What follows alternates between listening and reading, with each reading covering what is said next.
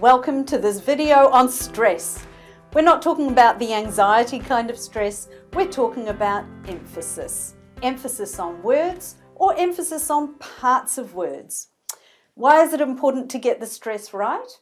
Well, we know from research that using correct stress is one of the ways that we can make it easier for our listener to understand us. You see, it's a bit like this. We recognize words by their shapes.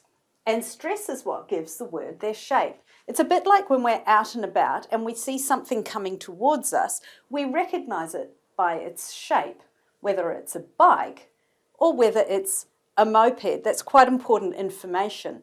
And it's the same with language. When we hear a word coming towards us, we recognize it by its shape.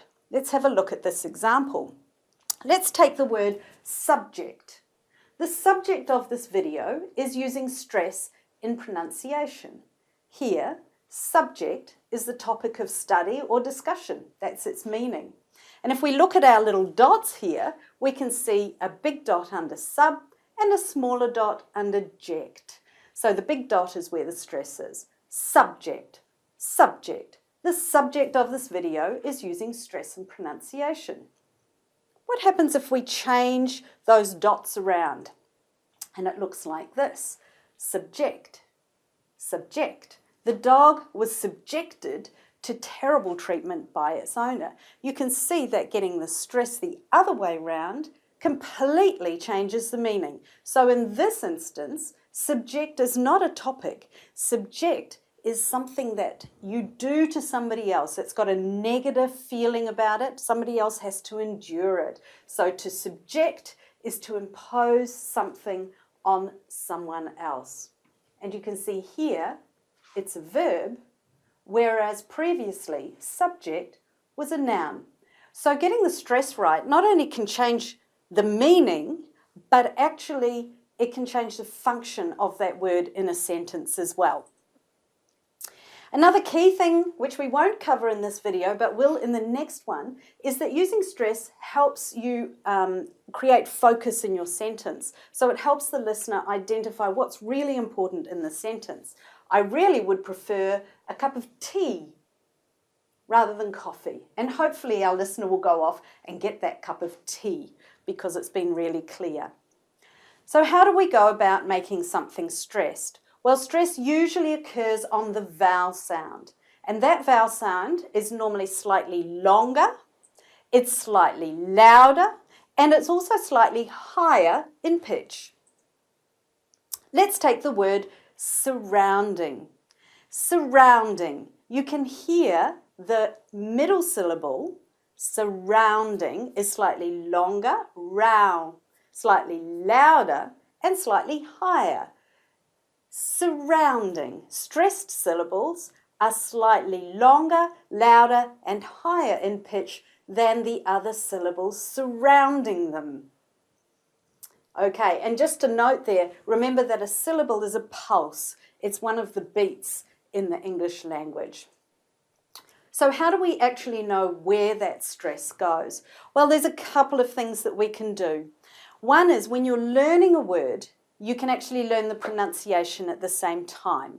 So learn the meaning, yes. Learn the context and the usage, yes. But also learn the sounds and the stress patterns. Many online dictionaries have a little icon that you can click that gives you that sound and the stress pattern. Listen to the people around you. Go on a website like Youglish and see if you can find examples of people using that word so you can hear how it sounds. The other thing, of course, is to check the dictionary. And the dictionary will tell you how a word is pronounced. So here's an example here. You can see that the word is dictionary, and it's written here in the International Phonemic Alphabet spelling. And you can, I'm not sure whether you can see here, but there is a diacritic mark. So it's a little wee mark at the beginning of the stressed syllables right here. Dictionary, dictionary. Let's look at some more examples. Actually, these are some clues that might help you too. It's another way that you can determine. We know that if a word has two syllables, one will be stressed and one will be unstressed. So you've got a 50-50 chance. If the word is a noun, your chances increase because we know 90% of nouns put the stress on the first syllable, a bit like subject as a topic. Water. Record. She broke the world record. If it's a verb, however, it's about 60% chance that the stress will be on the second syllable. So record. He's going to record an album. Or excite. The cat gets excited when it's dinner time. If there are 3 or more syllables, one will carry primary stress, one will be unstressed, and the third syllable might be stressed or it might be unstressed. It depends on the word. If we take the word assignment, here there is one stressed syllable. Assignment. The same with library. Library. You can see the order can change. Let's look at one where we've got some secondary stress.